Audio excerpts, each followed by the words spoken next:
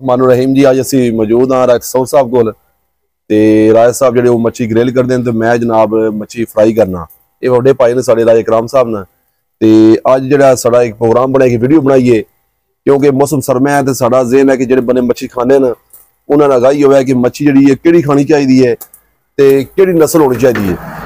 ते मैं as a मच्छी फ्राई करना तो मैं ये समझना कि जेडे बंदे मच्छी खाने न ताज़ी वेखदे न, लेकिन मेरा एक मशवरा है कि तुसी मच्छी ताज़ी ही होवे लेकिन तुसी ज़्यादातर मच्छी का आयल जो है ना उस पर थोड़ा फोकस होना चाहिए क्योंकि मच्छी फ्रैश ही होवे। अगर आयल पुराने मसाले नहीं ठीक तो मैं ना मच्छी जी नुकसान सी फायदा नहीं।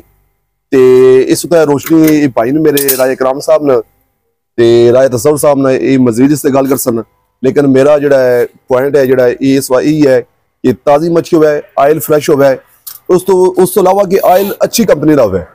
जिस तरह हम चले जी वो करैची फैज केड़े केड़े उन्होंने तो नहीं अच्छा आयल इस्तेमाल हो गए। राज साहब ना अच्छा ये ना छोटा भाई है राजा तसव्वुर, इन्हें बड़ियां अच्छियां गल्लां कीतियां ते मैं भी इन्हां दी जिहड़ी गल इन्हां कीती है ओदी मैं तायद करना। इन्हां 100% दुरुस्त फरमाया है ते जिन्ना मैनूं पता है मच्छी दे हवाले नाल उस हवाले नाल मैं भी थोड़ा जिहा तुहानूं गाइड करना। तुसीं एक तो कोशिश करनी है कि जिसलै भी दुकान ते आउणा तुहाडे ज़हन च ये होना चाहिए है कि मच्छी जिहड़ी है मैं ताज़ा लैनी है, जिंदा मच्छी। जिंदा मच्छी का ये गोश्त बनया तुसां मच्छी जिहड़ी है ना नहीं लैनी। मच्छी अपनी मर्जी नाल तैयार करनी है और कोल खलो गए अच्छे अच्छे उहदे पीस बनवा गए। उस तो बाद जिहड़ा अगला स्टैप है तुहाडा आयल दा। तुसीं वो आयल चेक करना है, जिस दुकान ते तुसीं जाना है तुसीं आयल चेक करना है। आयल अगर उसका साफ है तो मच्छी भी थोड़ी ताज़ी है, आयल साफ है, फिर तुसी अपनी निगरानी में मसाले लवाने। अगर ये सारा तुसी प्रोसेस कराना है और मेन जिहड़ी है जेडे दुकानदार नहीं दसदे राजा तसव्वुर फिश पॉइंट की दुकान ते असीं मौजूद हाँ।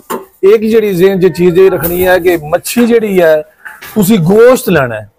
अगर तुसी 1 किलो मच्छी दे ना तो फिर तुसी उन्हां नाल आखना सानूं 1 किलो गोश्त देना है, साफ होई मच्छी लैनी है।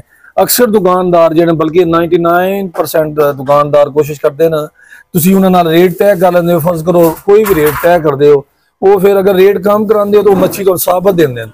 साबत जिसले मच्छी तो देंदे हैं तो जिसले कंपैरिजन करते हो तो ढेर सारा रेट थोड़ा बन जाता है। इस वजह तो तुसी कोशिश करो कि किसी दुकान पे जाओ, बेशक साढ़े को लाओ, तुहाडे पहला तो मच्छी चेक करनी चाहिए ताज़ी है या नहीं, अपनी निगरानी बनवानी है। फिर तुसी आयल चेक करना है, उस तो बाद तुसी गोश्त लेना है किलो, ठीक है जी। इस तो अलावा होर भी कई चीज़ां हैं। मेरी गुजारिश ये है कि इंशाल्लाह असी आइंदा वीडियो बनानी है, आइंदा वीडियो में मजीद असी तुहानूं गाइड करसां। साडे नाल तुसी जुड़े रहो इंशाल्लाह। साडे कोल सानूं भी खिदमत दा मौका दो इंशाल्लाह। ताज़ी मच्छी, अच्छा आयल और मुकम्मल वजन, सेहतमंद जिंदगी, अपने दिल ने मजबूत बनाओ। राजा तसव्वुर मछली हो गए अल्लाह दे हवाले। रोटी दे ना जाने अकरम है नहीं बस हुण एक वीडियो बढ़ गई